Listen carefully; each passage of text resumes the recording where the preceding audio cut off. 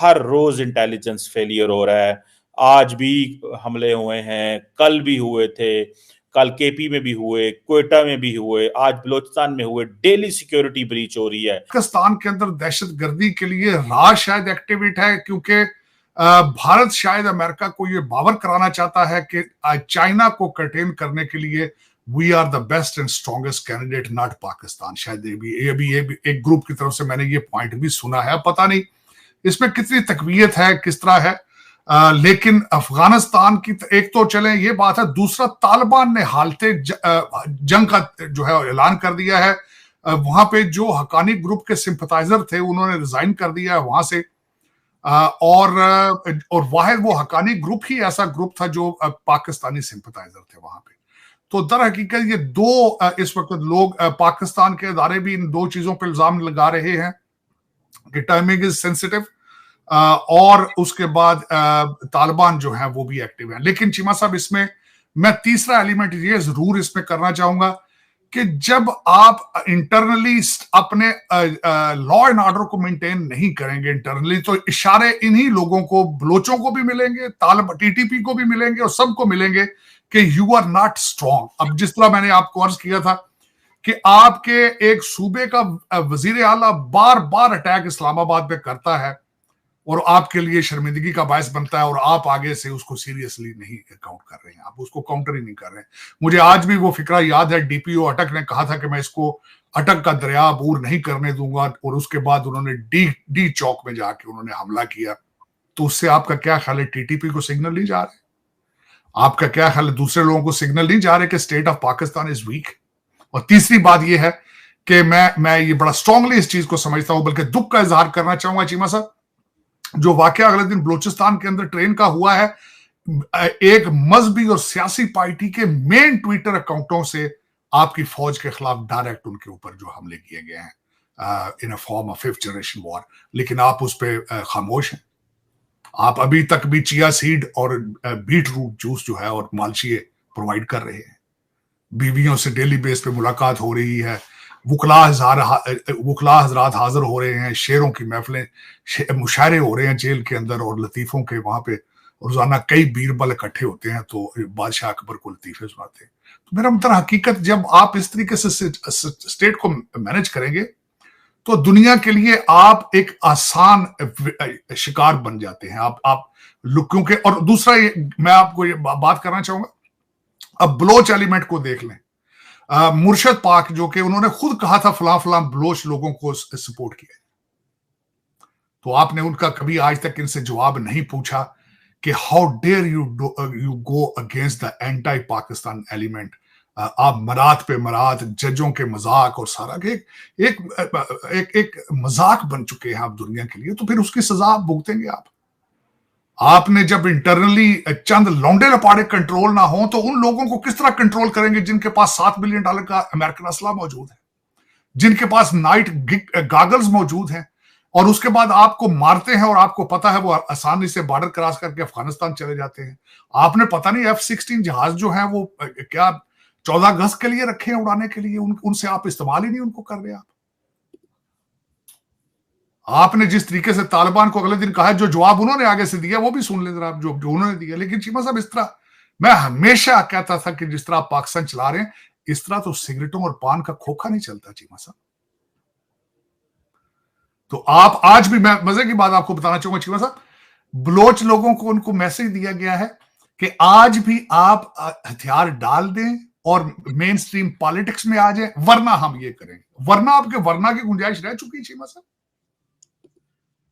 ये वरना की गुंजाइश मौजूद है, उनकी सियासत में आने की गुंजाइश मौजूद है अभी भी। और कौन सी सियासत की बात कर रहे हैं आप चीमा साहब? और रोजाना ताने देते हैं आपको कि 17 सीटों वाले आज आपके हुकूमत चला रहे हैं। वो तो अब आपको हुकूमत एक्सेप्ट, आपके मुर्शिद पाक ही नहीं आपको हुकूमत एक्सेप्ट करते, तो वो बलोच किस तरह आपके साथ बैठेंगे, आपके मेन धारे में किस तरह आएंगे जब when they don't recognize you, और बार बार आपका गिरबान पकड़ते हैं। ये जब तक आप देखें चीमा साहब, इससे आगे आप कहां जाएंगे? इंटरनली उनको सपोर्ट हासिल है, सिंपथाइजर हैं, और एक्सटर्नली उनके पास अमेरिकन असला मौजूद है। पता नहीं आप किस चीज का इंतजार कर रहे हैं, मेरी समझ से बाहर है। 45% आपकी टेररिज्म ऊपर जा चुका है। अगले दिन टेररिज्म इंडेक्स में आप दुनिया में दूसरे नंबर पे आज। तो अब पता नहीं आप किन चीजों का इंतजार कर रहे हैं। जिस तरह सेकंड वर्ल्ड वार च कहते सन ना कि कारतूस बड़े महंगे हो गए, सो कहते अख दी चटियाई वेख के फैर मारना।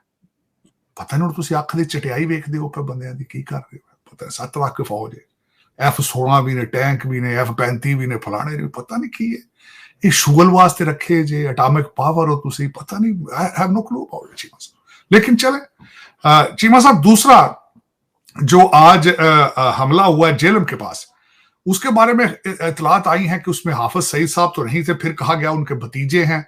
और तीसरी खबर ये आई है कि भतीजे भी नहीं है, वो जो मारे गए हैं वो सिंधी हैं, लेकिन किसी तंजीम के वो कालाकार थे, वो मारे गए हैं। 2 दूसरे लोग जो है वो जख्मी हैं। उनको लोकल हॉस्पिटल्स में नहीं रखा गया, उनको उठा के रावलपिंडी लेके जाया गया है। ये अभी रिसेंट उसकी बात आई है। लेकिन ये कि चीमा साहब, this is a new trend at the same time कि मोदी साहब के पीरियड में खासकर, और जो उनके नए NSA हैं, this is a new trend in the area कि they are going after their culprits, और जो कुछ भी उनका जिस तरह भी इल्जाम है। और उसमें जो यहाँ पे बातें बताई जा रही हैं कि दुबई पलट जो पाकिस्तानी हैं उनको इस्तेमाल किया जा रहा है इस चीज में। लेकिन ये भी आपकी इंटेलिजेंस फ्लेवर कर लें आप, बल्कि सबसे बड़ी इंटेलिजेंस फ्लेवर तो आपकी बलूचिस्तान में हुई है चीमा साहब, कि आपका एक 860 या 180 या 160 आर्मी वाले FC वाले छुट्टियों पे जा रहे थे, तो आपने उनको नहीं देखा। ये अभी तक स्टेट इज इन शॉक, लेकिन ये शॉक आते रहेंगे जब तक आप खड़े नहीं होंगे, जब तक आप इन लोगों को गिरेबान से नहीं पकड़ेंगे। उन्होंने आपको गिरेबान से पकड़ लिया, अब आप जिस तरह मर्जी इनके साथ कर लें, वो आपको उन्होंने गिरेबान से पकड़ लिया। आपको सर्वाइवल मोड में जाना चाहिए। मैं कहता हूं human always perform the best when they are in a survival mode, लेकिन अब आपका सर्वाइवल मोड वो पॉइंट पहुंच चुका है। इससे आगे मजीद खराबियां होंगी। मेरा तो मशवरा यही है। दूसरा चीमा साहब, जिस तरह मैंने आपको कहा कि इस वक्त हमारे जो NSA है, सिक्योरिटी इंटेलिजेंस की जो है खातून, वो हमारी आजकल इंडिया में है, और इज वेरी पहला दौरा है किसी हाई ऑफिशियल का भारत का। इसके बाद दूसरा प्रोग्राम बन रहा है हमारे JD वैंस का जाने का वहां पे। और जिस तरह, लेकिन वहां पे आपको पता है भारत के अंदर इस वक्त वो अपने डिप्लोमेटिक हाइट्स को टच कर रहे हैं चीमा साहब। अगर देखा जाए, जब उनका दिल करता है वो रशिया से तेल ले लेते हैं, साथ अमेरिका को खुश भी कर लेते हैं। जिस वक्त उनका दिल करता है F-35 की बात भी कर लेते हैं, साथ रशिया को भी खुश कर लेते हैं। और जिस वक्त उनका दिल करता है, उनका NSA जाके चाइना से अपने बॉर्डर की भी बात कर लेता है। वजह उसकी सिर्फ यही है कि वो फाइनेंशियली स्ट्रांग है, और दुनिया में वो एज डंकियां लगा के नहीं गए, they are going there as a technocrats. दुनिया इस वक्त भारत के टेक्नोक्रेट दुनिया की मजबूरी बन चुके हैं, और वो उसका बड़ी खूबसूरती के साथ फायदा उठा रहे हैं। I am very happy for them, I am very proud of them. और दूसरा, बल्कि मैंने एक और बात नहीं कही कि आपके देखने वाले भारत के अंदर ही बहुत है, मैं उनको होली की बड़ी बड़ी मुबारकबाद भी पेश करना चाहता हूँ। अब चीमा साहब, उससे आगे अगर देखा जाए तो पाकिस्तान के अंदर इस वक्त जो सफरी पाबंदियों की मुसलसल बात हो रही है चीमा साहब, ये अभी तक जो मैं इसके बारे में जहां तक पहुंचा हूं, वो ये सारे स्पेकुलेशंस है, ये सारी एक विश लिस्ट है। एंटी डोनाल्ड ट्रंप लोगों की विश लिस्ट है, और एंटी पाकिस्तान लोगों की विश लिस्ट है। यहां से liberal media news outlet Reuter is anti Donald Trump, बल्कि सारा ब्रिटेन ही जो है वो, मैं अभी रिसेंटली ब्रिटेन गया था, तो वहां पे तो बल्कि टैक्सी ड्राइवर भी एंटी डोनाल्ड ट्रंप थे। वहां पे तो हर बंदा एंटी डोनाल्ड ट्रंप है। उनकी ख्वाहिश है कि इसको डोनाल्ड ट्रंप साहब की बात को मुसलमान बैन बनाया जाए, एंटी इमिग्रेंट्स बनाया जाए, एंटी ये बनाया जाए। और यहाँ पे बिल्कुल इसी तरह से डेमोक्रेट है, वो चाहते हैं फिर वही नैरेटिव के एंटी ये मुसलमान बैन लिस्ट है। हालांकि उसके अंदर भूटान भी शामिल है।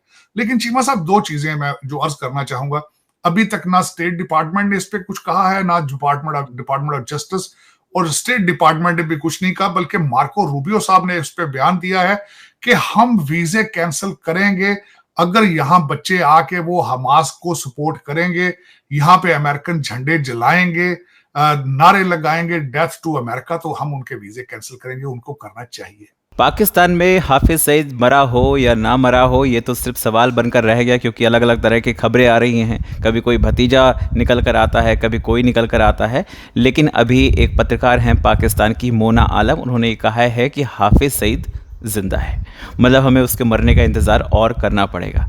लेकिन बात यह है कि जिस तरह से पाकिस्तान में दहशत का माहौल है, उससे खबरें ये आ रही हैं कि एक हफ्ते के अंदर कम से कम 2500 पाकिस्तानी सैनिकों ने नौकरी छोड़ दी है। अब वो सऊदी अरब निकल गए हैं या दूसरे जो अरब कंट्रीज़ है वहाँ निकल गए हैं। कह रहे भैया 2 पैसे कमाने हैं, जाकर वहाँ पर कमा लेंगे, लेकिन ऐसे हमें मरना नहीं है। ये दुनिया की नंबर 1 फ़ौज है। ये कहते थे हम भारत में घुसकर मारेंगे। आज हालात ये है कि दूसरे देश में ये लोग अपने आप को बचाने के लिए घुस रहे हैं। ये है पाकिस्तान की नंबर 1 फ़ौज। इनका इंटेलिजेंस फेलियर तो है ही है। आईएसआई बनती है ना, कोई निकम्मी है एक तरह से। या तो इनको जानकारी नहीं थी, या तो ये खुद ऐसे हमले करवाने में संलिप्त हैं। अब इसके कई सारे कारण हो सकते हैं। डॉलर चाहिए हो, क्योंकि पैसा वैसा तो है नहीं। आतंकवाद के नाम पर ये लोग पहले से भी पैसा लेते रहे हैं अमेरिका से। अभी अमेरिका ने फंडिंग बंद कर दी है, तो जाहिर सी बात है ये सिर्फ दिखाने के लिए कि हम आतंकवाद से बहुत परेशान हैं, हमारी मदद की जाए, इसलिए ऐसे हमले करवा रहे हैं। और इसका दूसरा पहलू भी है बलोचों की आज़ादी, क्योंकि बलोचिस्तान में जिस तरह से पाकिस्तानी सेना जुल्म करती आ रही थी, बलोच उससे पूरी तरह से परेशान हो गए थे। तो अब चाहते हैं कि भाई हमें आज़ादी मिले, चाहे कुछ भी हो। बात सिर्फ इतनी है कि पाकिस्तान कितना फट्टू है, पाकिस्तानी सेना कितनी फट्टू है, ये क्लियर हो गया है। आप लोग क्या कहते हैं, कमेंट करके बताएं।